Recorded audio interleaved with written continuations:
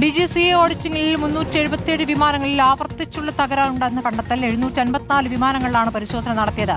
ഒരു വർഷത്തിനകം ഏകദേശം 100 സുരക്ഷാ വീഴ്ചകളും കണ്ടെത്തിയിരിക്കുന്നു. ഗതാഗത, ടൂറിസം, സംസ്കാരം പാർലമെന്ററി സ്റ്റാൻഡിംഗ് കമ്മിറ്റിയുടെ റിപ്പോർട്ടിലാണ് ഈ കണ്ടെത്തലുള്ളത്.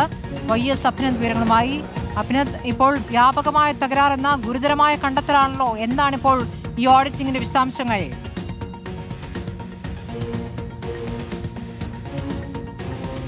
പാർലമെന്ററി സ്റ്റാൻഡിംഗ് കമ്മിറ്റിയുടെ റിപ്പോർട്ടിലാണ് ഇപ്പോൾ ഗുരുതരമായ കണ്ടെത്തൽ പുറത്തു വരുന്നത്. DGCA ഓഡിറ്റിംഗ് നടത്തി കഴിഞ്ഞ ഒരു വർഷത്തെ കണക്കാണ് ഇപ്പോൾ പാർലമെന്ററി സ്റ്റാൻഡിംഗ് കമ്മിറ്റിയുടെ റിപ്പോർട്ടിൽ വ്യക്തമാക്കുന്നത്. 377 വിമാനങ്ങളിലാണ് ആവർത്തിച്ചുള്ള തകരാർ. 754 വിമാനങ്ങളിലാണ് കഴിഞ്ഞ ഒരു വർഷമായിട്ട് പരിശോധന നടത്തിയത്.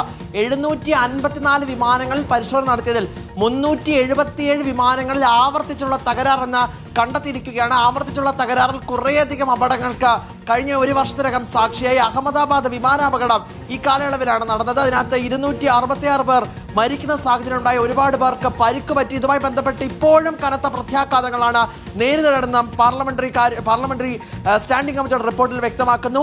ഏകദേശം 100 സുരക്ഷാ വീഴ്ചകളാണ് കണ്ടെത്തിയത്. 19 സുരക്ഷാ ലംഘന നോട്ടീസുകൾ നൽകേണ്ടി വന്നു.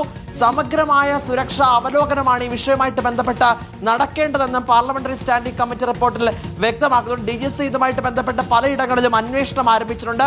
അന്വേഷണത്തിന്റെ പുരോഗതി അടക്കം വ്യക്തമാക്കുന്ന സർട്ടിഫിക്കറ്റ് ഉടൻ തന്നെ അത് പാർലമെന്ററി സ്റ്റാൻഡിംഗ് കമ്മിറ്റിക്ക് കൈമാറണമെന്ന നിർദ്ദേശം കൂടി വ്യക്തമാക്കിയിട്ടുണ്ട്.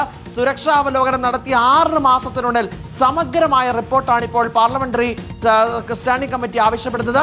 754 വിമാനങ്ങളിൽ 377 വിമാനങ്ങളെ ആവർത്തിച്ചുള്ള തകരാറെന്ന് പറയുമ്പോൾ അത് അങ്ങേയറ്റം സുരക്ഷാ വീഴ്ച ഉണ്ട് എന്ന് തന്നെ വ്യക്തമാക്കുന്ന റിപ്പോർട്ടാണ് പാർലമെന്ററി സ്റ്റാൻഡിംഗ് കമ്മിറ്റി തന്നെ പുറത്തുവിടുകയും ചെയ്തിട്ടുള്ളത്. എന്തായാലും അന്വേഷണം ഇതുമായി ബന്ധപ്പെട്ട് നടക്കണമെന്നുള്ള നിർദ്ദേശമാണ് DGCAക്ക് നൽകിയിരിക്കുകയും ചെയ്യുന്നത്. സ്മൃതി, ശരി. YS അഭിനന്ദാണ് വിവരങ്ങൾ നൽകിയത്.